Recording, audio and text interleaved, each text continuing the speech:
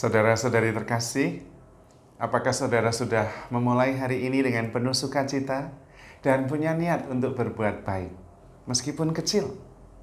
Semoga Tuhan memberkati niat baik saudara. Hari ini saya ingin mengajak kita semua untuk tidak menghakimi. Karena sebenarnya kita tidak tahu, tidak mempunyai cukup data untuk menghakimi orang lain. Karena itu menghakimi itu selalu salah.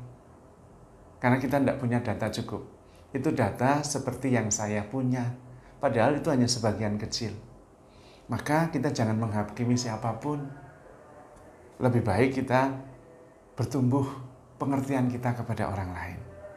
Kalau kita mempunyai perasaan tidak nyaman, merasa orang lain tidak seperti yang kita mau, itu kesempatan untuk mengenal lebih jauh.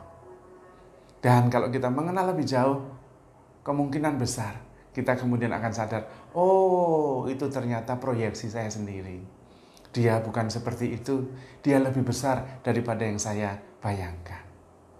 Dan selalu begitu, karena dalam diri kita itu ada yang saya tahu, orang lain tahu, ada yang saya tahu, orang lain tidak tahu, ada yang orang lain tahu, saya tidak tahu. Ada yang saya tidak tahu, orang lain juga tidak tahu. Jadi tidak mungkin saya mempunyai pengetahuan penuh tentang orang lain. Kalau tentang diri sendiri aja nggak punya kok.